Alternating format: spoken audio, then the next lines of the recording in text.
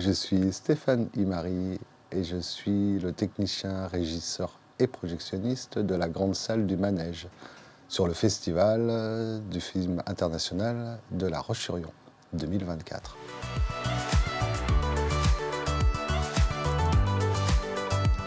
Mon travail consiste à la récupération des contenus à projeter au public, vérification et création de ce qu'on appelle les playlists, à savoir les contenus qui vont être projetés au public dans l'ordre et dans le bon sens pour qu'une séance se déroule normalement. Alors à La Roche, j'ai commencé en 2009. Avant même que le festival existe, il y avait déjà une mouture de ce festival et je travaillais déjà avec l'équipe. Et ça va faire 18 ans que je travaille dans le festival de cinéma. Voilà. Techniquement, oui. Au début, je faisais ça beaucoup. Et maintenant, non, je profite plus vraiment des films. Au début, c'était vraiment quasiment plus qu'un prétexte. Je voyais des films, je travaillais, j'étais payé pour en plus voir des films hyper intéressants que je devais projeter de la bonne manière. Et aujourd'hui, je me suis un peu détaché du côté qualitatif des films. Mon intérêt est vraiment sur la technique, on va dire pure. Ce qui fait que ma satisfaction, c'est quand tout s'est bien déroulé et qu'on a pu régler les problèmes ou anticiper les problématiques et que le spectateur ne voit rien. Comment dire, je sais pas trop. Je saurais dire ce qui me plaît, pas forcément ce qu'il y a de plus dur. Le plus dur, c'est quand on se retrouve face à une annulation de séance parce qu'on est incapable de régler le problème. Et le gros du travail, c'est d'anticiper toutes les possibilités pour que, quel que soit le problème, on puisse contourner et faire ce qu'on a à faire quand même. Alors, il y en a beaucoup. Ça peut être... Enfin, c'est très divers et varié en fait. Concrètement, dans une salle de cinéma, quand vous rentrez et que vous vous installez, vous voyez un film, surtout dans un festival, vous en sortez et vous avez vu un très beau film, très belle image, très belle réalisation, mais à aucun moment vous pensez qu'il y a un projectionniste, un régisseur ou quoi qu'est-ce, un technicien qui a fait le job. Par contre, il peut arriver, parce que certains contenus sont ce qu'on dit cryptés, c'est des contenus, en gros, on vous fournit un film qui est matériellement dans votre machine, prêt à être projeté, sauf qu'il lui manque une clé de décryptage que seuls les distributeurs vous mettent à disposition. Ces clés de décryptage, c'est comme pour un logiciel quand vous avez besoin d'une licence, en fait, elles sont associées à une date, une heure, etc. Si jamais vous ne l'avez pas, vous avez matériellement un film et vous ne pouvez pas le jouer, votre machine vous dira non. Donc un des problèmes qui peut arriver, c'est que le spectateur est installé et le film ne part jamais.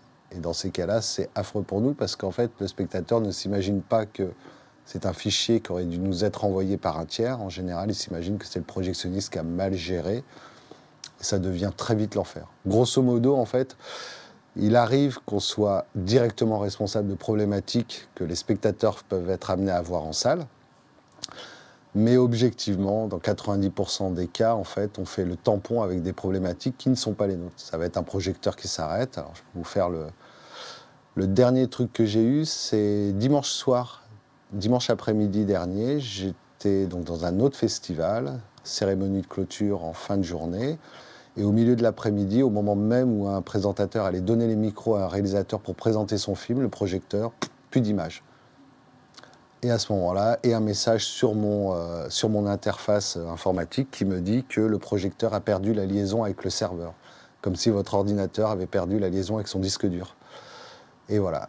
Et quand ça arrive, c'est branle-bas de combat. Donc ça, c'est des problématiques réelles qu'on peut avoir. Après, les autres problématiques qu'on peut avoir, c'est des mauvaises informations.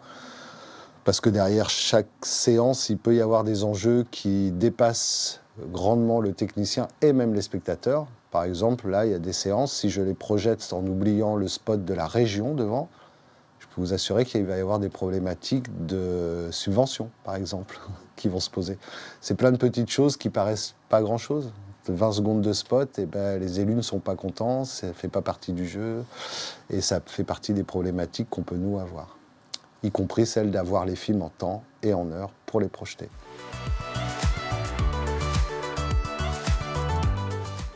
Ça dépend, alors c'est souvent... alors il y a plusieurs niveaux. Il y a le premier niveau pour un festival, ça va être première étape. La direction du festival vous donne ce qu'on appelle le protocole de diffusion. On doit savoir exactement ce qu'on projette aux spectateurs devant chaque film. En général, il y a souvent un protocole à peu près identique pour beaucoup de films. Et il y en a certains, par contre, attention, il va y avoir un spot, un petit machin, une bande-annonce, quelque chose comme ça. Donc ça, c'est la première étape. Une fois qu'on sait ce qu'on a à diffuser, charge à nous d'essayer de faire en sorte de tout récupérer pour pouvoir l'avoir à disposition. Et une fois qu'on l'a à disposition, on prépare ensuite notre playlist à laquelle on rajoute le film. Les films, comme je le disais, sont cryptés ou non. S'ils ne sont pas cryptés, car ça arrive, pas de problème, on peut tout tester et tout faire avec une journée d'avance, c'est plutôt confort. S'ils sont cryptés, l'idéal c'est de pouvoir le faire 2 jours avant, le temps de dire si on vous a donné ce qu'on appelle une clé de cryptage temporaire pour faire les essais. Si vous constatez le moindre problème, au moins 2 jours avant, ça vous permet d'appeler le distributeur, de lui dire qu'il y a un souci sur sa copie, que le sous-titrage qu'on devait avoir n'est pas là. J'ai vu des films où les sous-titrages avaient été faits par Google Trad, ça n'avait aucun sens, et le distributeur ne le savait pas. Donc nous, on reçoit ça, on projette, on lit le premier sous-titrage, on voit que ça ne veut rien dire, et on a 2 jours pour que le distributeur puisse nous renvoyer une copie propre.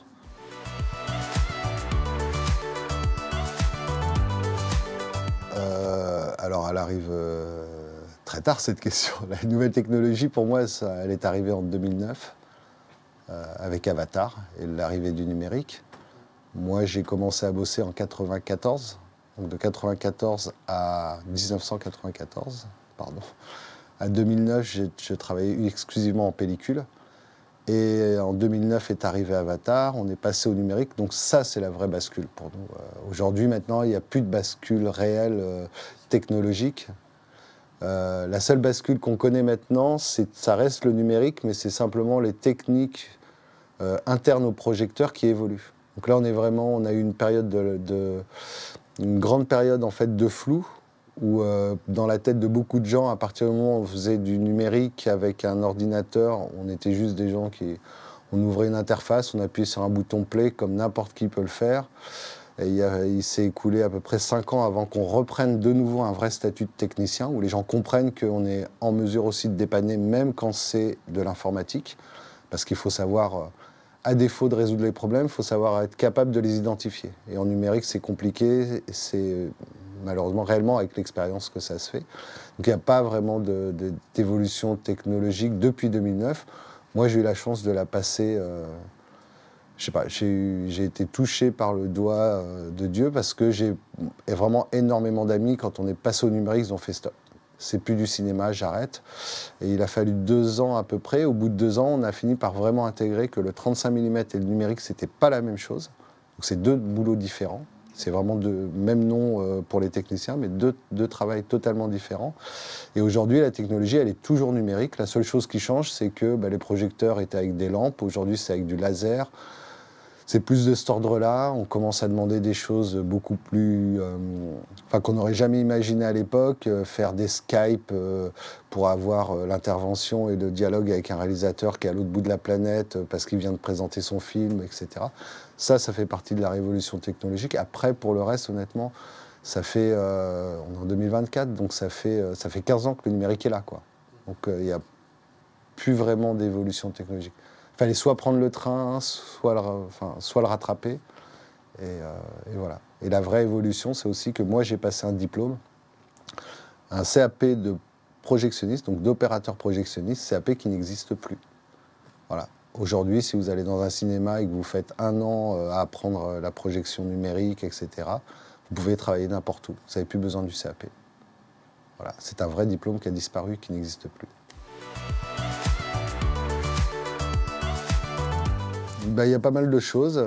Quand c'est de la régie, plus de la technique, c'est de de devoir réfléchir à un process de travail qui permettra en fait d'être à la fois confortable, efficace et complètement transparent. En fait, c'est un boulot, il faut vraiment oublier son ego. C'est-à-dire, si on fait ce travail en espérant qu'à chaque fin de séance, on vienne vous taper dans le dos pour vous dire que vous avez fait du bon boulot, vaut mieux oublier, parce que le boulot qu'on fait quand on fait de la projection, c'est de ne pas exister. Les gens ne savent pas qu'on est là. Et vous pourrez en faire l'expérience au cinéma. Hein. Le seule fois où vous savez qu'il y a un projectionniste, c'est parce que vous avez eu un problème. Si tout se passe bien, vous ne savez même pas qu'il y a quelqu'un qui a projeté le film. Et c'est le but du jeu. Et voilà, moi j'aime bien cette partie-là aussi, être là sans être là. Voilà, les gens vous croisent, ils ne savent pas que si vous n'êtes pas là, il n'y a rien qui se passera. Mais c'est cool. Ouais, l'envie de voir des films gratuits, uniquement, vraiment. Ma première motivation, c'était ça. J'étais au lycée, j'avais... très bête, hein, mon histoire de vie est toute conne. Ma mère m'avait prévenu que si j'avais des bonnes notes, je pouvais aller au cinéma. Même avec des bonnes notes, j'y allais pas si souvent que ça. J'aimais pas fonctionner à la carotte, donc j'ai cherché un moyen d'aller au cinéma, faire des films, me faire des films comme je pouvais. Et dans la ville où j'ai grandi, qui n'est pas très loin, à Montaigu, au Caméra 5, c'était un cinéma municipal. Donc là, je me suis inscrit sur la liste des ouvreurs. Donc ils m'ont donné un planning. J'ai expliqué à ma mère que je travaillais pour la ville, en quelque sorte. Donc elle a dit OK. Et donc j'ai fait ouvreur 3-4 fois. J'ai sympathisé avec le projectionniste qui m'a dit allez, je te montre comment ça marche, et qui m'a inscrit en candidat libre. Donc à l'époque, j'étais au lycée en première. J'ai passé le CAP en fin de première, et puis j'ai commencé à bosser toutes les saisons là-dedans. Et puis c'est à partir de là que j'ai découvert que, puisque ma motivation était vraiment que de voir des films, le boulot était simple pour moi, donc je veux juste voir des films, et j'ai trouvé que je pouvais être payé pour voir des films. Et ça a été une révélation de malade. Et donc voilà quoi. Donc on va dire que les 7 premières années de projection que j'ai fait, je me fichais royalement de l'endroit où je bossais. La paye avait peu d'importance. Dans ma tête, j'étais payé pour voir des films. Voilà. Et c'est ce que je faisais.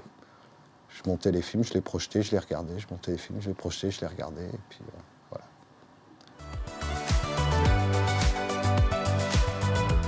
Mais de rien. Merci pour vos questions.